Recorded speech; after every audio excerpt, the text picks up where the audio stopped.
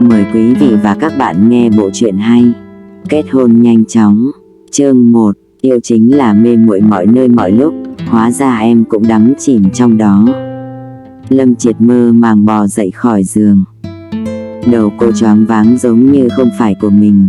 Lòng bàn tay chạm vào ga giường sang trọng hoa lệ, không phải đồ cũ mà cô thường dùng.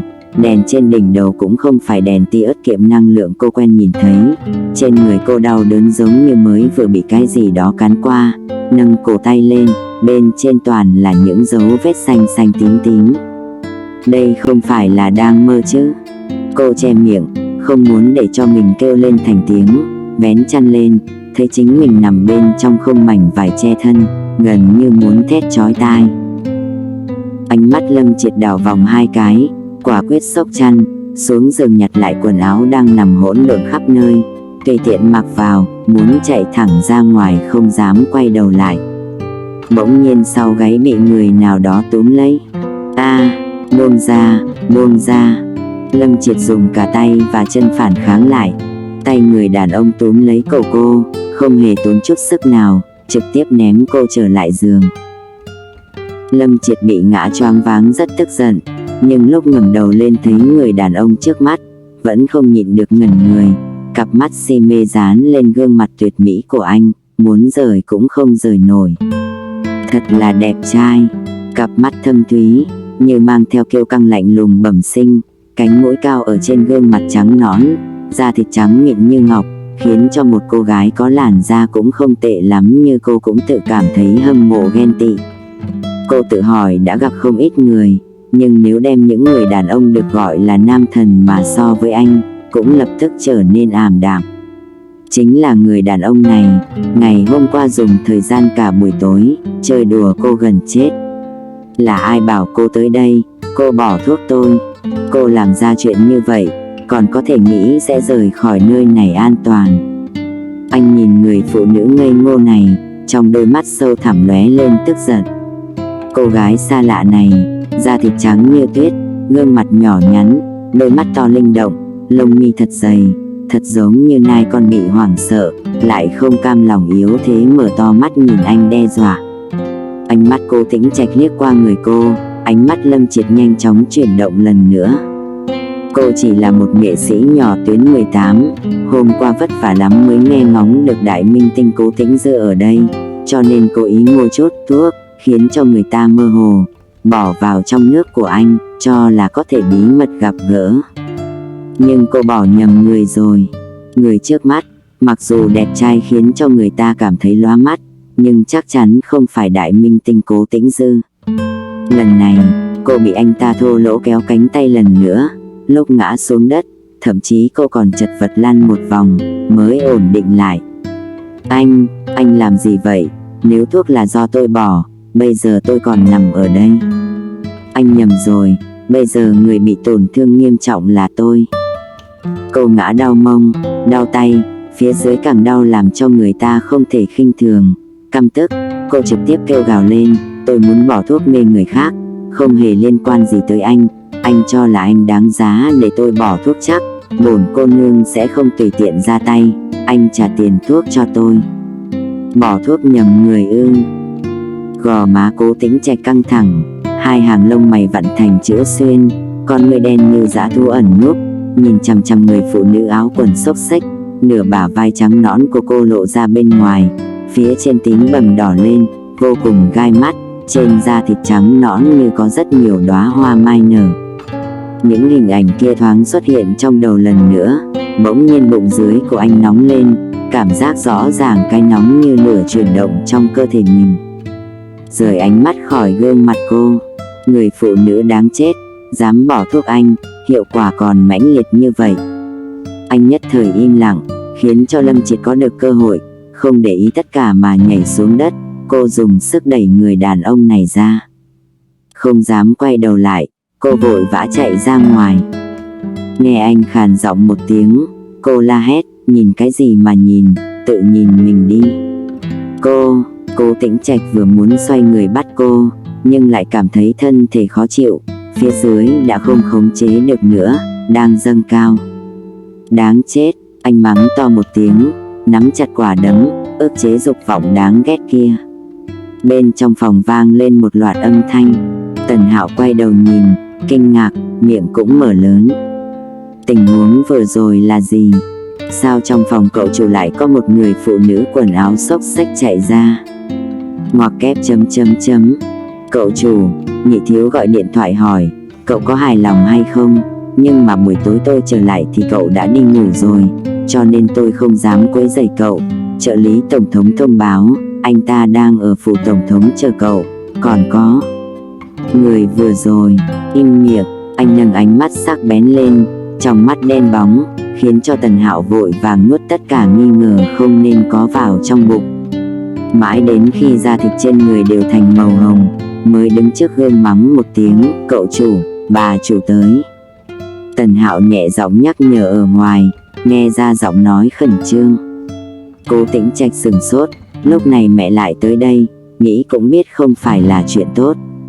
Lúc cửa phòng tắm mở ra, bà chủ xinh đẹp đứng ở bên ngoài, đang ngạc nhiên nhìn bãi chiến trường bừa bãi khắp giường. Những người kia còn chưa kịp dọn dẹp chăn đệm, như đang nói cho tất cả mọi người biết, tối hôm qua đã xảy ra chuyện gì. Đôi con người đen bóng của Cố Tĩnh Trạch trầm xuống, một tay kéo áo choàng tắm khoác lên vai. Con biết mẹ muốn hỏi gì, nhưng mẹ, hôm nay con bận nhiều việc. Sao Mộ Vãn Tình có thể không hỏi? Hưng phấn trên mặt bà khó mà che giấu được. Nhìn Cố Tĩnh Trạch, bà chỉ vào chiếc giường nói, Tĩnh Trạch, mẹ đã biết, con xảy ra quan hệ với một cô gái. Cố Tĩnh Trạch đẩy cửa ra, lạnh lùng nói với Mộ Vãn Tình, chuyện này mẹ không cần lo. Sao mẹ có thể không lo? Tĩnh Trạch, nhất định con phải kết hôn với cô ấy mới được. Con phải gánh vác trách nhiệm với con gái nhà người ta. Anh cũng biết, mẹ, con sẽ không kết hôn với cô ấy. Con cũng không bị điên. Cô ấy chẳng qua cũng chỉ là một người phụ nữ xa lạ. Thậm chí con còn không biết cô ấy tên gì. Cô ấy tên là Lâm Triệt, 23 tuổi, con gái riêng của Lâm gia tập đoàn Lâm Thị. Ở trên có 2 người chị, dưới còn có một người em trai. Mẹ mất sớm, cha không thương yêu cô ấy. Cô ấy ở Lâm gia, nhưng cũng không có được Lâm gia trợ giúp. Mẹ, Cố Tĩnh Trạch đứng ở đó, bởi vì nhớ tới người phụ nữ kia, vẻ mặt càng phiền loạn. Chẳng lẽ con vẫn còn nhớ Mạc Huệ Linh ư?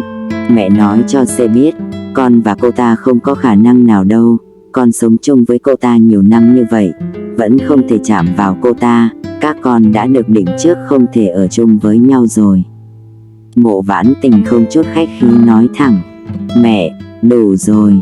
Cố Tĩnh Trạch muốn cắt ngang lời Mộ Vãn Tình. Các bạn đang nghe chuyện trên kênh Mộ Vãn Tình rất kích động. Tĩnh Trạch, con biết con bị bệnh, căn bản không thể chạm được vào phụ nữ. Gia đình đã chuẩn bị xong phương án thụ tinh nhân tạo giúp con có con. Nhưng hôm nay con đã phát sinh quan hệ với một người phụ nữ. Điều này cho thấy cô ấy chính là đối tượng thích hợp nhất.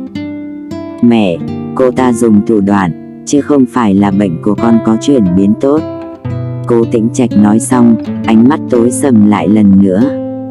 Mộ Vãn Tình nhìn anh, chẳng lẽ mẹ chưa từng cho con dùng sao? Nhưng mà mấy người kia đều có thể đi được, lần nào cũng chỉ có thể gọi bác sĩ tới xử lý. Lăn qua lăn lại sắp chết, nhưng con lại chạm vào cô gái này. Hơn nữa, theo lời cấp dưới cô con nói, con vô cùng hài lòng với cô bé đó. Một buổi tối không chỉ làm một lần thôi đâu. Ngoặc kép ... ngoặc kép. Nắm tay của Cố Tĩnh Trạch đặt trên mặt bàn kính siết chặt lại. Có lẽ lần này thuốc có chỗ khác với trước đây. Tóm lại, con sẽ không cưới người phụ nữ điên không có đạo đức chút nào kia.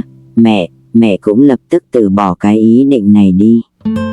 Lâm Triệt đi trên đường, nhìn cả người mình xốc xếch, ảo não mắng thầm một tiếng, kẻ bán thuốc đáng chết. Lúc cô lấy tiền ra trả, đã cảm thấy dường như anh ta có chỗ nào đó không đúng. Cô chỉ nói cô muốn thuốc khiến cho người ta buồn ngủ, chứ không hề nói muốn loại thuốc này. Nhìn xem, người đàn ông kia uống thuốc xong, rốt cuộc đã làm cái gì? Nhớ lại, cô vẫn còn cảm thấy cả người đều đau nhức. Cảm giác đau đớn bị xé rách ở dưới thân nhắc nhở cô về những chuyện đã xảy ra đêm qua. Người đàn ông đáng chết, cả một đêm lăn qua lăn lại, giày vò cô nhiều lần, mãi đến khi cô mất đi, mới không còn nhớ những chuyện về sau nữa. Điều duy nhất nhớ rõ chỉ là trước đó. Lâm Triệt, cô nhìn lại bản thân mình xem có thể được coi là cái gì, còn dám nhảy vào trong giới nghệ sĩ nữa. Không bằng nghiêm chỉnh nghe một câu của bác gái, tìm cho mình một người bình thường phù hợp sống qua ngày đi. Kẻ thứ ba sinh con ra thì chính là con riêng, khó khăn còn ở khắp mọi nơi. Lâm Triệt, bác gái cũng là vì muốn tốt cho cô. Chị Lâm Lị của cô bây giờ đã là đại minh tinh, chị hai cô cũng là một nhà chế tác lớn. Còn cô, nhiều năm như vậy, vẫn chỉ là một nghệ sĩ nhỏ tuyến 18, cô còn có cái gì tốt mà cứ lao vào. Tiểu Triệt, vai chính lần này công ty đã định, chúng tôi cảm thấy hình tượng của cô không thích hợp lắm. Cô khổ sở cười một tiếng, nếu như không phải là bọn họ ép cô quá, cô cũng sẽ không nghĩ tới biện pháp nham hiểm như vậy. Thật ra thì cô chỉ muốn sống tốt mà thôi, nhưng bây giờ... Lâm Triệt chạy liên tục không ngừng đến công ty, bất kể chuyện gì xảy ra, cô vẫn không quên hôm nay cô còn có buổi thử vai. Rồi Mẫn Mẫn thấy cô đi vào, sầm mặt lại trợn mắt nhìn cô còn tới, tôi cho là cô không cần đến lần thử vai này nữa. Thật xin lỗi chị Du, tôi tới trễ. Lâm Triệt vội vàng che bộ quần áo xộc xệch trên người mình. Rồi Mẫn Mẫn liếc nhìn dấu vết trên cổ cô, cúi đầu đánh giá quần áo cô một vòng. Cô kéo cổ áo Lâm Triệt, một lát nữa sẽ phải gặp đạo diễn. Tôi không quản cuộc sống riêng của cô, nhưng nếu như cô còn muốn vai diễn này, thì lập tức nghĩ biện pháp, nhanh chóng sửa sang lại bộ dạng không khác gì gái bán hoa này cho tôi. Lâm Triệt cúi đầu nhìn, lúc này mới phát hiện những dấu vết trên người mình quả thật khiến người ta liên tưởng, quá rõ ràng, lại quá mập mờ. Người đàn ông đáng chết, nhất định anh ta chính cầm thú. Lâm Triệt vội vàng cúi thấp đầu nói xin lỗi, lôi kéo quần áo mình chạy về hướng phòng vệ sinh. Lâm Triệt nghĩ, cô coi như là chết ở trong tay người đàn ông kia rồi, đều do anh ta mà ra. Đúng lúc này, điện thoại lại vang lên. Lâm Triệt thở hổn hển nhận điện thoại gọi tới. Alo, Lâm Triệt, tối hôm qua mày đi đâu? Giọng nói của Lâm Hướng Thiên ở trong điện thoại ngập tràn tức giận. Lâm Hướng Thiên sẽ không tùy tiện gọi điện thoại cho cô, trừ phi là có chuyện. Người cha này, nhiều năm qua là có cũng được mà không có cũng chẳng sao, nhưng lại không có biện pháp nào thực sự coi như ông ta không tồn tại. Dẫu sao bây giờ Lâm Triệt nhất định vẫn còn phải ở Lâm gia. Lâm Triệt nhớ tới chuyện phát sinh đêm qua, có chút chột dạ. Con, buổi tối hôm qua con có chút việc. Tao bất kể mày có việc gì, hôm nay chị mày Lâm Lị phải ở nhà thương lượng chuyện đính hôn, mày lại trắng đêm không về. Lâm Hướng Thiên tức giận mắng. Đúng vậy, Lâm Lị muốn chuẩn bị đính hôn, nhưng liên quan gì đến cô? Lâm Triệt bình tĩnh nghe cha nổi giận, vậy mà trong lòng lại không có một chút cảm giác khổ sở nào, bởi vì nhiều năm như vậy, cô đã sớm quen với các loại gầm thét của ông. Bây giờ mày lập tức trở về cho tôi, bất kể mày có chuyện gì, nếu như tao phát hiện mày không ở nhà, tao sẽ moi hộp tro cốt của mẹ mày ra khỏi mộ tổ tiên Lâm gia, ném xuống biển, để cho mày đời này cũng không thấy nổi một mảnh xương vụn nữa. Nói xong, Lâm Hướng Thiên trực tiếp cúp điện thoại. Lâm gia, Hàn Thái Anh nhìn Lâm Hướng Thiên gác điện thoại, vội vàng chạy tới hỏi, nó có trở về không? Lâm Hướng Thiên nói, trở về. Hàn Thái Anh lấy lòng đưa tay vuốt ngực Lâm Hướng Thiên, lão gia, ông nhất định phải nói một chút, để cho nó đồng ý cuộc hôn nhân này. Trình gia bỗng nhiên đi cầu hôn, tôi thật là bị dọa sợ, tôi không thể để cho Lâm Dư gả sang nhà đó. Lâm Dư là cô gái ưu tú như vậy, dáng dấp vừa đẹp, lại hiểu chuyện, làm sao có thể gả cho thằng ngốc Trình gia kia. Nghe nói thằng ngốc kia đi tiểu cũng còn không cầm được. Bọn họ như vậy chẳng phải là muốn Lâm Dư nhà chúng ta sang đó làm người giúp việc sao? Lâm Triệt này, vốn cũng là đứa trẻ ông phong lưu ở bên ngoài, nó không đi, thì còn ai đi nữa? Bà yên tâm, Lâm Hướng Thiên nói, tôi cũng không chịu nổi việc Lâm Dư đi chịu khổ, chẳng qua là, Lâm Triệt cũng là con gái tôi. Được, vậy ý ông vì Lâm Triệt, sẽ để cho Lâm Dư đi thu dọn cứt cho người ta. Lâm Hướng Thiên, vậy ông cũng quá không có lương tâm rồi. Ban đầu ông cùng người khác sinh ra một cô con gái, tôi để cho nó sống tốt ở Lâm gia, nuôi nó lớn. Tôi làm vậy dễ dàng sao? Làm sao bây giờ trưởng thành, tôi muốn nó giúp tôi một chút như vậy, ông còn không cho. Chỉ bằng bộ dạng này của nó, gả đến Trình gia, cũng là hưởng vinh hoa phú quý đi, đó là vinh hạnh của nó. Được rồi, nhìn Hàn Thái Anh nhắc lại chuyện xưa, lại lải nhải không dứt, Lâm Hướng Thiên nhanh chóng chuyển đề tài, để nó đi, bảo nó đi là được, không phải sao?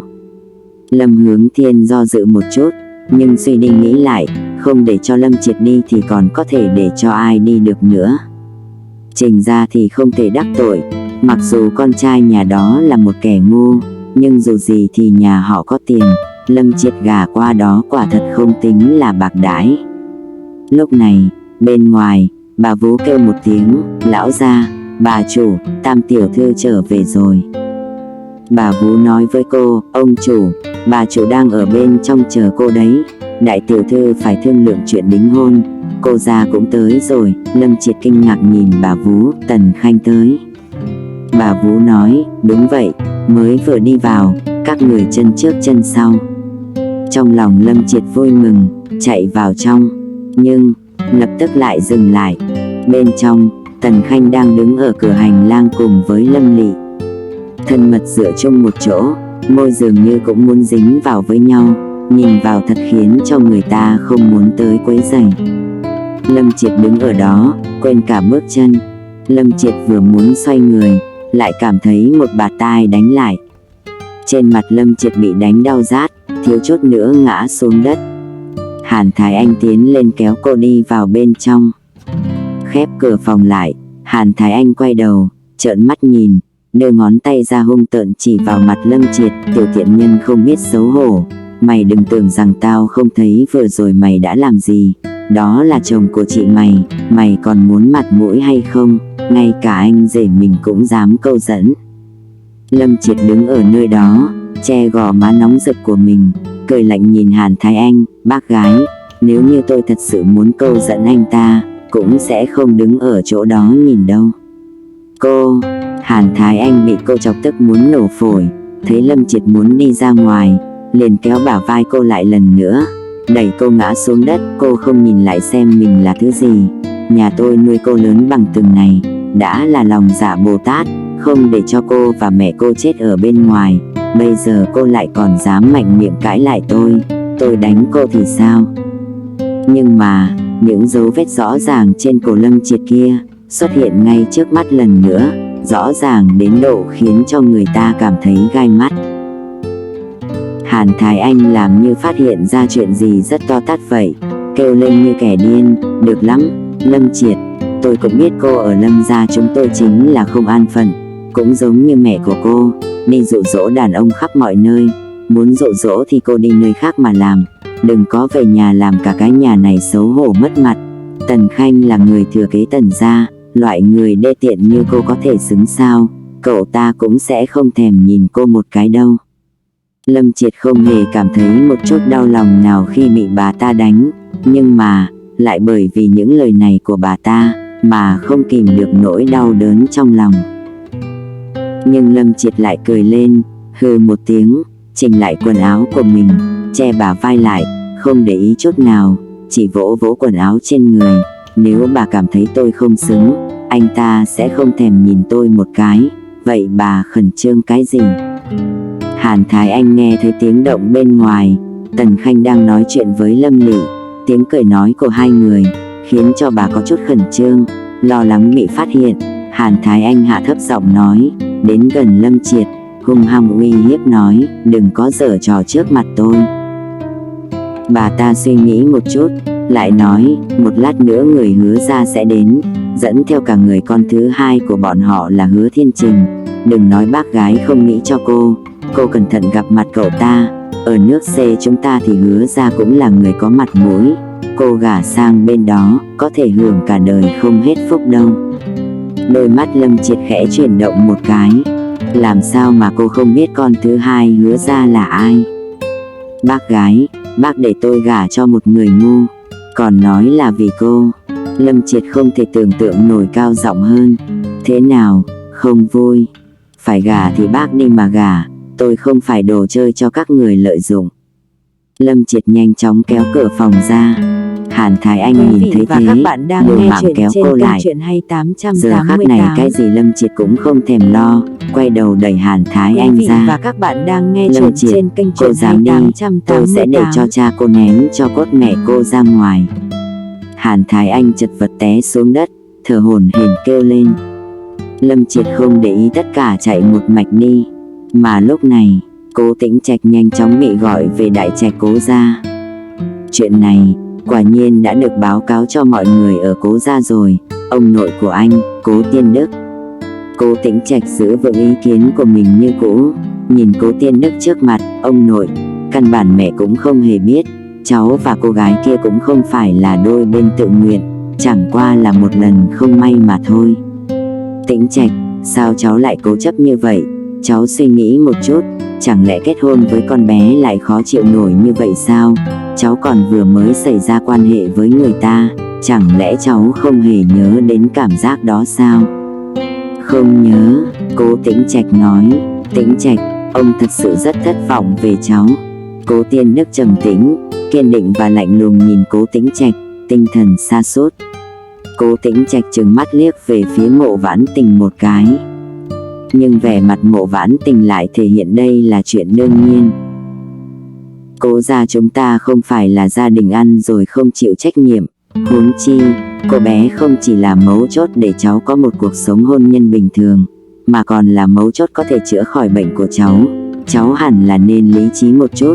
Hơn nữa, quả thật cháu đã động vào con gái người ta, cháu không thể ăn xong lại quên luôn như thế được. Cố Tiên Đức nói. Cố Tĩnh Trạch nhìn ông nội tuổi đã cao của mình, nhưng cháu căn bản không hề biết cô ta. Ông nội, ông để cho cháu kết hôn với một người không quen biết, làm sao cháu có thể đồng ý được? Như vậy, nếu ông nói, cháu mà không kết hôn, ông sẽ khiến cho cô tình nhân nhỏ đó của cháu, tên gì nhỉ? Gọi là Mạc Huệ Linh đi, ông sẽ khiến cho cô ta mất luôn sự nghiệp, từ giờ trở đi, sống không bằng chết. Ánh mắt Cố Tiên Đức và Cố Tĩnh Trạch có nét giống nhau, lúc uy hiếp, ánh mắt lãnh đạm, nhưng lại mơ hồ tỏa ra sự âm lãnh. Cố Tĩnh Trạch nói, hẳn là ông biết cháu sẽ không để cho ông làm như vậy. Cố Tiên Đức nói, ông biết, cháu đổ lông đổ cánh rồi, ông không quản được cháu. Ba anh em các cháu, mỗi người đều từng bước trưởng thành, cũng lợi hại rồi. Một người tổng thống kế nhiệm, một người đi làm diễn viên, còn cháu, luôn làm việc trầm ổn, lại trời sinh tính phản nghịch. Nhưng là, ông không động được vào cháu, nhưng ông cũng không đến nỗi ngay cả một tiểu nha đầu cũng không có biện pháp hành hạ. Cháu có thể thử xem sao. Trong con người Cố Tĩnh Trạch thoáng qua sự chán ghét, nhưng lại chậm rãi được thu lại. Lâm Triệt còn chưa chạy đi được mấy bước, đã thấy mấy chiếc xe ùn ùn kéo tới. Là người Lâm gia. Lâm Triệt muốn đi, lại thấy lần này xem ra Lâm gia thật sự rất coi trọng việc kết hôn của cô, dường như là điều động toàn bộ người, rất nhanh chóng vây quanh Lâm Triệt. Tiểu nha đầu, bác gái muốn tốt cho cô như vậy, cô lại vẫn chạy, các người, bắt nó lại cho tôi. Lâm Triệt nhìn Hàn Thái Anh, hận không thể xông lên tát cho bà ta mấy cái. Nhưng rốt cuộc thì cô vẫn chỉ là một người, không so được với những người này, người đông thế mạnh. Lâm Triệt bị trói tay, đưa trở về Lâm gia. Thợ trang điểm tới nhà trang điểm cho cô, mà Hàn Thái Anh ở một bên ác độc nhìn Lâm Triệt, đắc ý mắng, chỉ bằng cô, còn muốn chạy trốn khỏi lòng bàn tay tôi. Một lát nữa cô ăn mặc thật đẹp, đi gặp Hứa Thiên Trình cho tôi. Lâm Triệt cắn răng, nhưng lại không thoát được. Hàn Thái Anh nhìn Lâm Triệt rửa mặt chải đầu ăn mặc cẩn thận xong, cô gái nhỏ này trưng diện lên thật đúng là đẹp. Khuôn mặt nhỏ nhắn kia đủ khiến cho bất kỳ người đàn ông nào nhìn thấy cũng nóng ruột nóng gan. Trong lòng bà nghĩ, phải thật nhanh gả cô ta đến Hứa gia mới được, nếu không, cô ta còn tiếp tục dạo tới dạo lui trước mặt Tần Khanh. Ngộ nhỡ ngày nào đó Tần Khanh thật sự thích cô ta, địa vị của Lâm Lị khó mà giữ được. Bên ngoài có người báo lại, Hứa Thiên Trình tới rồi. Hàn Thái Anh ra lệnh một tiếng, lập tức cho phép thả Lâm Triệt ra. Lâm Triệt bị đưa ra ngoài, cách cánh cửa, cô nghe giọng nói người Hứa gia. Chúng tôi cũng biết Tam tiểu thư nhà các vị chỉ là con gái riêng, còn có chỗ không xứng được với Thiên Trình nhà chúng tôi. Nhưng nhìn dáng dấp của cô ta cũng không tệ lắm. Sau khi gả sang đây, chỉ cần vì Hứa gia chúng tôi nối dõi tông đường, sau này chuyện tốt cũng không thiếu phần của cô ta. Sinh con? Lâm Triệt cười lạnh, cô là công cụ sinh con chắc? Lâm Triệt liếc nhìn người đứng ở nơi đó, đánh giá người đàn ông chỉ cao 1m6, run run rẩy rẩy, lắc lắc đầu nhìn bốn phía, giống như là một đứa trẻ lôi thôi, còn cắn ngón tay mình. Hàn Thái Anh vừa cười vừa nói, thấy chưa, Lâm Triệt, đó chính là chồng tương lai của cô, những tháng ngày chỉ cần ngồi hưởng phúc của cô, lập tức tới rồi đấy. Sao Lâm Triệt lại không nghe ra, trong lời nói của Hàn Thái Anh mang theo đắc ý và chế giễu. Lúc này, Hứa Thiên Trình bên trong bỗng nhiên khóc lớn, nhào về một phía. Người ở bên trong nháy mắt loạn thành một đoàn, người Hứa gia, người Lâm gia, cùng nhau vây quanh một kẻ ngốc. Hàn Thái Anh sợ hết hồn, nhìn dáng vẻ kẻ ngu khua đông đập tây kia, chán ghét đến mức bà thiếu chút nữa muốn phun ra. Trong lòng cảm thấy may mắn, tốt rồi, bây giờ là Lâm Triệt được gả qua đó, chứ không phải Lâm Dư, nếu không bà thật sự sẽ tức giận đến chết mất. Lúc này, bà ta quay người lại, mới chợt phát hiện, bên cạnh không còn ai nữa. Lâm Triệt chạy đi đâu, mau đuổi theo cho tôi. Bắt được rồi thì đánh cho tôi. Ánh mắt Hàn Thái Anh thay đổi, cả mặt cũng nhăn nhó. Lâm Triệt không biết mình chạy thế nào, chỉ biết là, lúc chỉ còn lại một mình, cô chạy đến nỗi phổi cũng muốn nổ tung đến nơi rồi. Nhưng vào lúc này, lại thấy một chiếc xe đột nhiên dừng lại bên cạnh mình. Khuôn mặt nhỏ nhắn của Lâm Triệt nhìn lên, cửa xe phía sau được hạ xuống, gương mặt kiêu căng của Cố Tĩnh Trạch xuất hiện ngay trước mắt. Người đàn ông lạnh lùng mở miệng, chúng ta cần phải nói chuyện. Lâm Triệt nghi hoặc ngẩng đầu lên, làm sao anh tìm được tôi? Cô lên xe của anh, nhìn gương mặt hoàn mỹ của anh, cảm thấy thật sự là rất đẹp, nhưng thật đáng tiếc, dáng dấp đẹp mắt, nhưng tính tình thì lại kém một chút. Anh không thấy cô, ánh mắt hơi lạnh nhìn một bên, cho cô bao nhiêu tiền, thì cô đồng ý kết hôn với tôi. Cái gì? Cô không nghe lầm chứ? Anh nói thẳng, nếu chúng ta đã xảy ra chuyện không thể vãn hồi, kết hôn cũng là cách tôi chịu trách nhiệm với cô. Ha ha, không cần đâu. Lâm Triệt cảm thấy anh ta giống như là đang nói đùa vậy. Anh xoay đầu lại, dường như có thể hiểu được ý nghĩ của cô. Tôi không nói đùa, tôi cần kết hôn với cô. Nếu như cô đồng ý, chúng ta có thể đăng ký kết hôn bây giờ. Tôi cũng khuyên cô nên bắt lấy cơ hội khó có được này. Lâm Triệt càng không lời nào mà chỉ cười, nói hay thật, làm như kết hôn với anh ta là chuyện vinh dự lắm đấy. Anh ta lại không phải là người em trai Cố Tĩnh Dư kia. Nếu có thể kết hôn với Cố Tĩnh Dư, cô tuyệt đối có thể bớt được thời gian phấn đấu 10 năm, nhưng lại lập tức khiến cho nhà đều biết đến tên tuổi của mình. Tôi kết hôn với anh sẽ có ích lợi gì? Lâm Triệt nói. Cố Tĩnh Trạch nhìn ánh mắt của cô đã cảm thấy cô không ưa mình. Làm vợ tôi, tất cả tiêu xài đều có thể lấy danh nghĩa của tôi, chỗ ở tôi cũng có thể cung cấp. Nếu như cô có bạn trai, hoặc là cô có người thích, nếu như cô đồng ý, sau khi ly hôn tôi bảo đảm cho cô có thù lao, khiến cho tất cả những người đàn ông kia cũng không dám chê vốn liếng cô. Hơn nữa, tương tự với mấy chuyện phiền toái của cô, tôi cũng có thể giúp cô xử lý. Tin tưởng tôi, cuộc hôn nhân này đối với cô chỉ có lợi chứ không hề hại. Cô sẽ không hối hận. Lâm Triệt nghe xong, chỉ cảm thấy chuyện này càng giống như chuyện cười, nhưng điều kiện cuối cùng lại khiến cho trong lòng cô dấy lên chút dao động mơ hồ. Đúng vậy, nếu như kết hôn rồi, cô cũng không cần trở về Lâm gia, cũng không cần phải gả cho cái tên Trình ngu ngốc kia nữa. Nhưng là, anh thật có thể giúp cô sao? Ý của anh là chúng ta sau này vẫn sẽ ly hôn đúng không? Lâm Triệt hỏi, bây giờ mới bắt đầu đã cân nhắc chuyện ly hôn. Có điều cũng đúng, nếu là cuộc hôn nhân vì lợi ích, thì cân nhắc kỹ lợi ích ngay từ đầu là không sai. Cố Tĩnh Trạch gật đầu một cái, đúng vậy, chờ đến lúc tôi quyết định muốn ly hôn, cô cần phải phối hợp ly hôn với tôi tôi sẽ tìm được lý do hợp lý, sẽ không làm tổn hại đến danh dự của cô. Có điều, tôi cũng phải nhắc nhở cô, chúng ta sẽ ký kết hiệp nghị trước khi cưới, cô không nên mơ tưởng đến những lợi ích khác. Này, anh thật đúng là rất thiếu lễ phép đấy, ai mơ ước chỗ tốt của nhà anh. Lâm Triệt không thể nhịn được nữa, nói. Cố Tĩnh Trạch kéo cửa xe Porsche ra, cũng không phải muốn bạc đầu dai lão, trong hôn nhân chúng ta không cần lễ phép. Nhưng là, anh chắc chắn, chúng ta thật sự muốn kết hôn. Phải biết, tôi và anh chỉ mới vừa gặp mặt nhau, căn bản cũng không hiểu đối phương. Lâm Triệt vẫn có chút nghi ngờ. Cố Tĩnh Trạch nhìn Lâm Triệt, còn hiểu hơn cái gì? Mỗi một chỗ trên người cô, tôi cũng đều đã biết rồi. Anh, Lâm Triệt nghĩ chuyện xảy ra tối qua, mặt đỏ lên, chuyện kia cũng không phải là lỗi của một mình tôi đã giải thích rồi mà.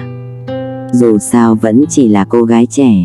Cô trợn mắt nhìn Cố Tĩnh Trạch, im lặng nhìn anh, tức giận đến nghiến răng nghiến lợi. Cố Tĩnh Trạch quay đầu lại, được rồi, sau này tôi sẽ không nhắc lại chuyện này. Tôi cũng cam đoan với cô, kết hôn là kết quả sau khi đã thận trọng suy tính. Cô nếu trở thành vợ tôi sẽ tôn trọng cô, cũng sẽ tận lực khiến cho cuộc sống của hai chúng ta tương đối thoải mái. Tôi cũng không phải là chuẩn bị lừa gạt cưới cô, nếu quyết định kết hôn thì sẽ nghiêm túc đối đãi. Gương mặt Cố Tĩnh Trạch lạnh lùng, tư thái ung dung, trong trẻo mà lạnh lùng, xa cách, khí chất siêu phàm, khiến cho người ta cảm thấy rất thích. Có lẽ bởi vì cái này, Lâm Triệt lại cảm thấy, kết hôn với anh, thật ra thì cũng không có gì không tốt. Yên lặng, cô gật đầu một cái. Cố Tĩnh Trạch trầm giọng, lẳng lặng vẫy tay, để cho người ta lái xe đi.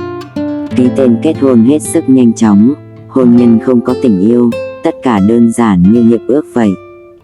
Bên ngoài, xe thương vụ Porsche màu đen, tài xế cung kính đi xuống, nhận lấy túi trong tay Lâm Triệt, nhiệt tình cúi đầu nói, bà chủ, mời lên xe. Lâm Triệt gật đầu một cái, còn có chút không thích ứng bị người ta gọi bà chủ, mà ở một bên, người đàn ông kia từ đầu đến cuối vẫn không có biểu tình gì, lúc này vượt qua Lâm Triệt, đi tới bên cạnh chiếc xe. Không thể nghi ngờ, ông xã của cô là một người đàn ông đẹp trai khiến cho người thần đều cảm thấy căm phẫn. Gương mặt kia đủ để điên đảo chúng sinh, sống mũi cao ngất, ánh mắt thâm thúy lãnh đạm, dưới mái tóc đen tuyền, là gò má trắng nõn nhưng không hề có một chút cảm giác âm hiểm nào. Thân hình cao lớn, mang theo mị lực hấp dẫn làm cho không người nào có thể kháng cự. Cố Tĩnh Trạch quay đầu lại, nhìn Lâm Triệt, giọng nói tỉnh táo mà thanh đạm, tôi nói rõ ràng với người nhà, sẽ không cử hành hôn lễ. Vậy là tốt nhất, không phải nói kết hôn bí mật sao, tôi cũng không hy vọng chuyện này gây ầm ĩ quá lớn. Lâm Triệt nói.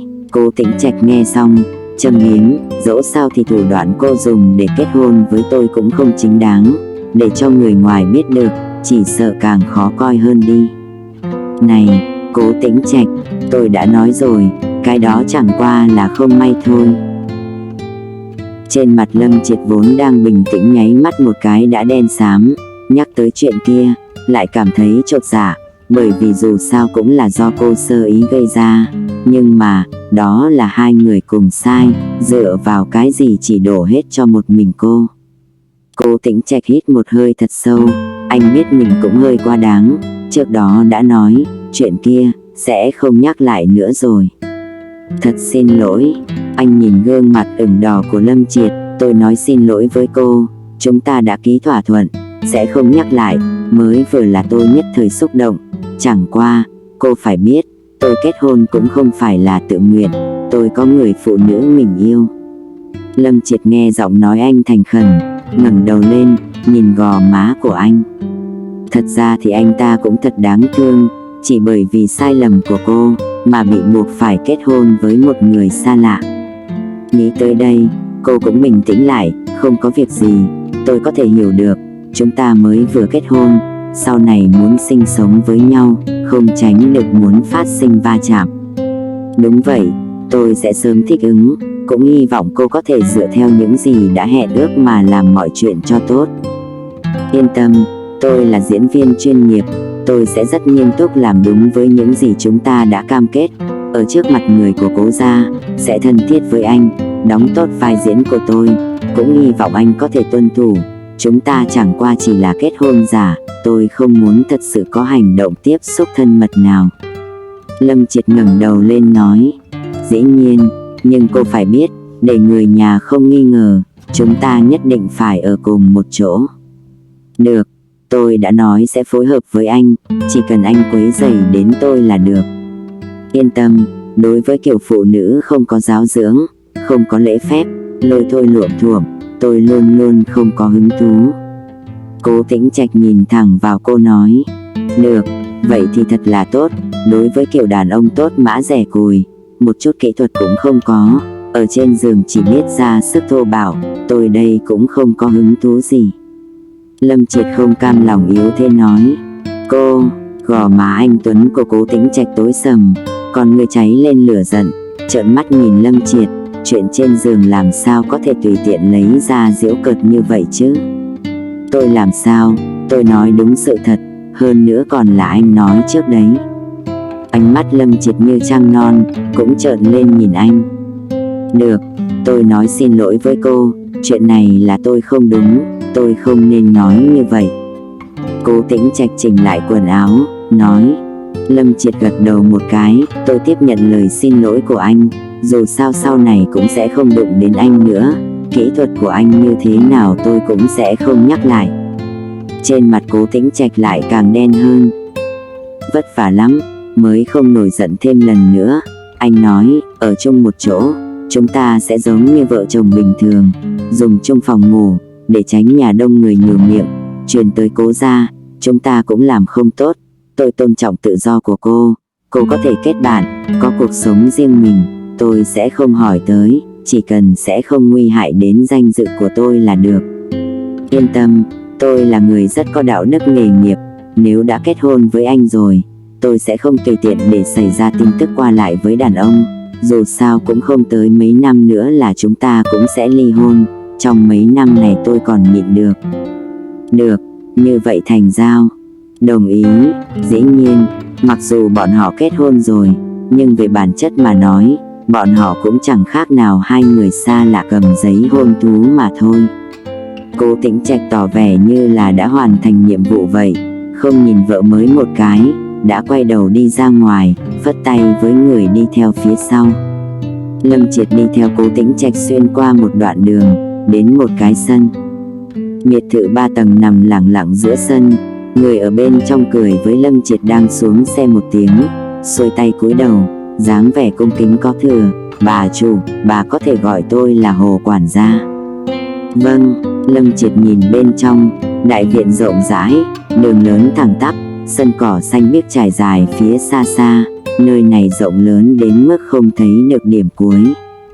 Cố Tĩnh Trạch nhìn Lâm Triệt, sau này cô và tôi sẽ cùng nhau ở nơi này. À, anh cũng ở nơi này sao? Ừ, nếu không cô định vừa kết hôn đã tách ra ở riêng. Cố Tĩnh Trạch nhìn cô nói. Không phải vậy, tôi chẳng qua chỉ là muốn xác nhận lại thôi. Lâm Triệt ngẩng đầu lên nói. Cố Tĩnh Trạch nhìn cô, cha mẹ tôi sẽ không tới, người giúp việc trong nhà nghe theo cô sai bảo, không thích cách trang trí thì có thể nói với Hồ quản gia, trừ phòng ngủ và thư phòng của tôi, còn lại cô có thể tùy tiện thay đổi. Vậy thì ngại lắm, Lâm Triệt hấp tấp nói, sẽ không, đối với nơi này, tôi cũng không có gì là không hài lòng cả, sửa sang quá lại thành phiền toái. Cố Tĩnh Trạch dừng lại, ánh mắt hời hợt nhìn về phía cô, tiện tay đỡ ở một bên góc bàn, yêu nhã cực kỳ. Có phải dáng vẻ đẹp mắt quá rồi hay không, làm động tác gì cũng đều thấy đẹp trai như vậy. Tay Cố Tĩnh Trạch đang để ở một bên, ngón tay thon dài, khớp xương rõ ràng, hết sức đẹp, đây tuyệt đối là một đôi tay thích hợp dùng để chơi dương cầm. Hồ quản gia sẽ đưa cô đi làm quen hoàn cảnh. Anh nói, hy vọng cô nhanh chóng thích ứng. Hồ quản gia rất nhanh chóng dẫn cô đi thăm biệt thự. Nhiều phòng lớn kinh người, bên ngoài là phòng cho người giúp việc, phía sau là phòng bếp, phía trước là phòng tiếp khách, trên lầu là phòng ngủ. Cô cảm thấy nếu như cô đi bộ ở chỗ này, nhất định cô sẽ lạc đường. Mặc dù Lâm gia cũng coi là nhà có mặt mũi, và các bạn nhưng đang rõ nghe ràng chuyện so trên với kênh nơi Truyện này thì lại là một cái trên 2888. trời một cái dưới đất. Cô quay đầu nhìn Hồ quản gia, và các đây bạn là đang nhà nghe Cố chuyện Tĩnh trên Trạch. kênh Truyện Đúng vậy, 2888. bà chủ, sau này nơi này cũng là của nhà ngài. Lâm Triệt nhìn nơi này, xem ra Cố Tĩnh Trạch rất có tiền nhỉ. Đúng vậy bà chủ. Hồ quản gia nghi hoặc nhìn cô. Hồ quản gia mỉm cười nói, mặc dù cậu chủ nhìn có vẻ không dễ sống chung, nhưng cậu chủ là người tốt, từ từ thì ngài sẽ quen thôi, mời ngài nghỉ ngơi trước. Lâm Triệt đẩy cánh cửa phòng ngủ bằng gỗ đào ra. Đối diện, bắt gặp Cố Tĩnh Trạch nửa người để trần đang đứng ở cạnh cửa phòng tắm. Thân hình màu mật ong mới vừa tắm xong, khiến cho thân thể cao lớn của anh càng thêm hấp dẫn, cơ bắp cân xứng trước ngực và trên cánh tay, nhìn dáng vẻ hoàn hảo, hình tam giác hoàn mỹ, phía dưới người rõ ràng lại vượt trội. Lâm Triệt sửng sốt hồi lâu mới phản ứng được, mẹ nó, anh ta lại không mặc quần áo. Phía dưới dùng khăn tắm màu trắng vây quanh, lung lay như muốn rơi xuống. Lâm Triệt kêu thành tiếng theo bản năng, sợ hãi lôi ra ngoài, đồng thời bịch một tiếng đóng cửa lại. Bên trong, Cố Tĩnh Trạch không vui cau mày, nhất thời có chút hối hận không nên dễ dàng đồng ý với người nhà. Người phụ nữ anh yêu thích là yêu nhã tự nhiên, thùy mị nhưng thoải mái hào phóng, có quy củ, lễ nghi, giống như Mạc Huệ Linh. Nhưng bây giờ, bởi vì một lý do không giải thích được, anh lại cưới người có hoàn cảnh sinh hoạt quá khác so với mình. Nhưng mà, bây giờ quả thật cô đã là vợ hợp pháp của anh. Lâm Triệt đứng dán tại cửa, che ngực mình, cảm giác trái tim đang nảy lên kịch liệt. Một màn lúc nãy lại xuất hiện ở trong đầu lần nữa. Người đàn ông này thật quá hấp dẫn, vóc người hoàn mỹ khiến cho người ta nhìn mà muốn chảy máu mũi. Nhưng Lâm Triệt cũng biết rõ, người đàn ông này cũng chỉ là sự cố thôi. Mặc dù anh ta là chồng cô, nhưng cũng chỉ là khế ước. Cửa bị người kéo ra, Cố Tĩnh Trạch đã mặc quần áo chỉnh tề, mặc trên người một bộ đồ ngủ thanh nhã, thu lại một chút ác liệt trên người anh. Chẳng qua người nhìn vào vẫn thấy lạnh lẽo khiến cho người ta phát rét như cũ. Nhìn lướt qua Lâm Triệt, anh nói, cô còn muốn đi vào không? Lâm Triệt sửng sốt giây lát, vội vàng nói, thật xin lỗi, tôi đi vào. Trước đó anh đã từng nói, sau khi bọn họ kết hôn, sẽ ở cùng một chỗ, chỉ là cô còn chưa thích ứng mà thôi. 2-3 bước đã chạy vào trong phòng ngủ, dưới ánh mắt lạnh lùng không đổi của Cố Tĩnh Trạch, đóng cửa lại. Cô biết mới vừa rồi bản thân đã phản ứng quá kịch liệt, nhất thời bất đắc dĩ nói với anh, thật xin lỗi, mới vừa rồi tôi không phải cố ý dọa anh sợ, chẳng qua là... Dù sao thì tôi vẫn còn không quá quen với việc tôi đã kết hôn rồi, bây giờ sống chung với anh trong một nhà, cho nên mới như vậy. Ánh mắt Cố Tĩnh Trạch dừng lại trên khuôn mặt cô nhỏ nhắn trắng nõn của cô một chút. So với những người phụ nữ bình thường, làn da của cô trắng giống như là phát ra ánh sáng vậy, trơn bóng mềm mại giống như trẻ con. Anh dừng lại một lúc, mới rời ánh mắt. Nhìn về một bên, anh nói, tôi không quan tâm trước đây cô có thói xấu gì, nhưng mà, tôi hy vọng cô ở chỗ này, trước tiên muốn thích ứng, thì phải học gõ cửa trước khi vào.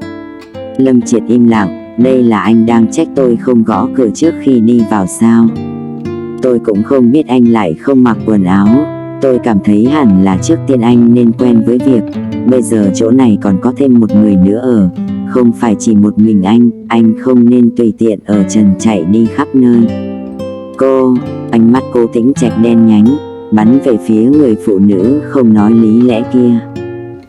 Lâm Triệt chẳng qua là không nhịn được, vốn nghĩ thật tốt, muốn sống trong hòa bình, nhưng người đàn ông này có một loại năng lực, nói bất kỳ lời nào cũng đều giống như có kinh vậy, vô hình chung khiến cho quan hệ giữa hai người lại căng thẳng thêm lần nữa. Cô chỉ chưa quá quen sống chung với anh mà thôi. Cố Tĩnh Trạch quyết định không tiếp tục nói chuyện với loại phụ nữ này nữa. Anh cầm chăn lên đi về phía ghế salon. Lâm Triệt nhìn, vội nói, tôi ngủ ghế salon là được rồi.